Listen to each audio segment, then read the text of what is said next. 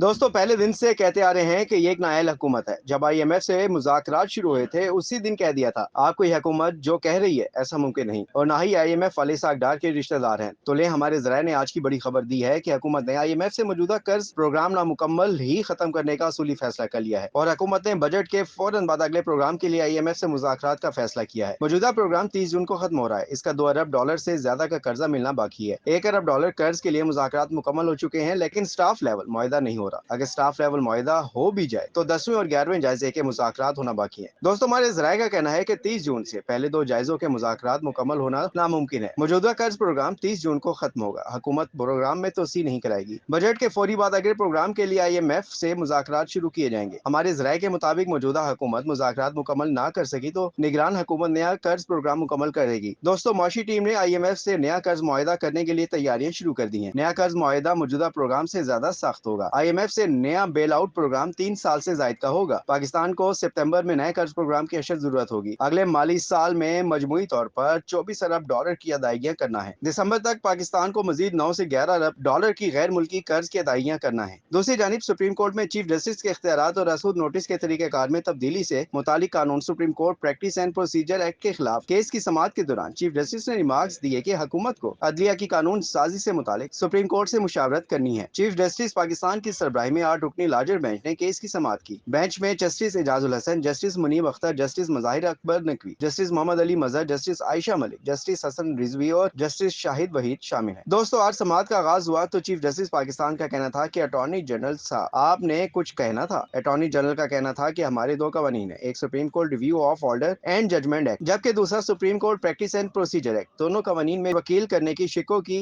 आपस में मुमासलत है। Supreme court practice and procedure act ज्यादा वसी है। इसमें सुप्रीम कोर्ट के अंदरूनी मामला से मुतालिक शिकें हैं। दोनों फ्रीकैन में से किस पर इन्हिसार करना है, इस पर किसी एक हल पर पहुंचना है। दोस्तों चीफ जस्टिस का कहना है कि दोनों कवानीन में हमायंगी के लिए पार्लियामेंट को देखने का कह सकते हैं। आपकी इस तजवीज का खैर मकदम करते हैं। खुशी है कि पार्लियामेंट और हुकूमत एक जैसे कवानीन में तरमीम कर रही है। हुकूमत को अदलिया की कानून साजी से मुतालिक सुप्रीम कोर्ट से मुशावरत करनी चाहिए। जस्टिस मोहम्मद अली मजहर का कहना था कि देखना होगा कि अगर कवानीन एक जैसे हैं तो इसको हल किया जा सकता है या नहीं। अगर कवानीन आपस में मुमासलत रखते हैं तो फुल कोर्ट से मुतालिक दरख्वास्तें सुनना वक्त का जिया होगा। दोस्तों अटॉर्नी जनरल का कहना था कि अदालत से इस मामले को पार्लियामेंट भेज सकती है। चीफ जस्टिस का कहना था कि पार्लियामेंट को यह मामला नहीं भेजेंगे। पार्लियामेंट और हुकूमत अगर कोई तजवीज दें तो इस पर गौर करेंगे। चीफ जस्टिस ने अटॉर्नी जनरल को हिदायत की कि आप हुकूमत से हिदायत ले लें, तब तक किसी और को सुन लेते हैं। वकील दरख्वास्त गुजार का कहना था कि अदालत ने पार्लियामेंट की कार्रवाई तलब की थी। चीफ जस्टिस पाकिस्तान ने कहा कि अखबारात के मुताबिक पार्लियामेंट ने कार्रवाई अदालत को फराहम करने से इनकार किया, लेकिन हमने पार्लियामेंट की कार्रवाई उनकी वेबसाइट से ले ली है। पार्लियामेंट को शायद मालूम नहीं था कि खुशकिस्मती से तमाम कार्रवाइयां वेबसाइट पर मौजूद हैं। चीफ जस्टिस ने कहा कि अगले हफ्ते इस केस को सुनेंगे। तमाम मुखला जो कराची से लंबा सफर करके आए हैं उनसे माजरत करते हैं। आज की समाअत का हुक्मनामा जारी करेंगे। दोस्तों 13 अप्रैल को जारी हुक्मनामे में कहा गया कि supreme court practice and procedure act के खिलाफ 3 दरख्वास्तें समाअत के लिए मुकर्रर की गई। एक बादिउल नजर में अदलिया की आजादी और अंदरूनी मामलात में मुदाखलत है। इस दौरान अबूरी हुक्मनामा जारी करना जरूरी है। हुक्म इम्तनाई का इजरा नामुकम्मल तलाफी खतरे से बचने के लिए जरूरी है। सदर मुमलिकत एक्ट पर दस्तखत करें या ना करें, दोनों सूरतों में ये ताहुक्म सानी नाफिजुल अमल नहीं होगा। हुक्मनामे में कहा गया कि अदालत अदलिया और खसूसी तौर पर सुप्रीम कोर्ट की इदारा जाती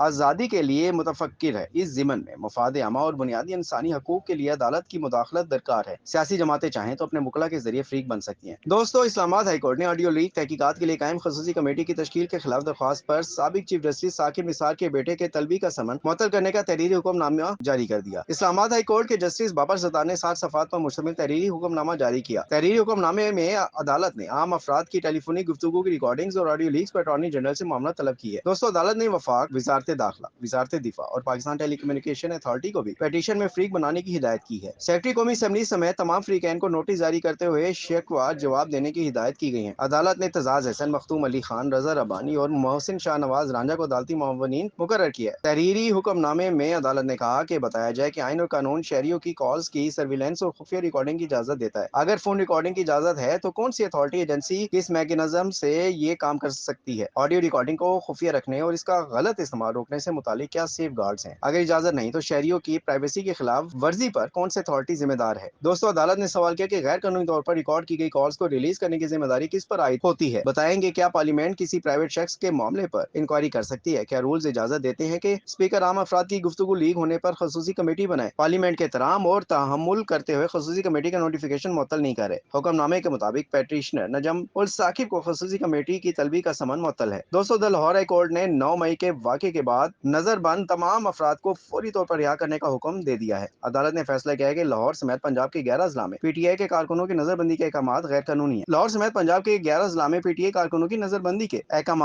कलअदम करार दे दिया। जस्टिस सफदर सलीम शाहिद ने 9 सफ़ात पर मुश्तमिल तहरीरी फैसला जारी किया। दोस्तों, फैसले के मुताबिक डॉक्टर यास्मीन राशिद समेत दीगर अफराद की नजरबंदी के अहकाम खिलाफ कानून करार दी गई। इसके अलावा लाहौर, वजीराबाद, जंग, शेखुपुरा, हफ्जाबाद, मंडी बहाउद्दीन में कारकुनों की नजरबंदी के अहकाम को कलअदम करार दे दिया गया। गुजरात, ननकाना साहब, गुजरांवाला, सियालकोट और नारोवाल में भी कारकुनों की नजरबंदी भी कलअदम करार दे दी गई।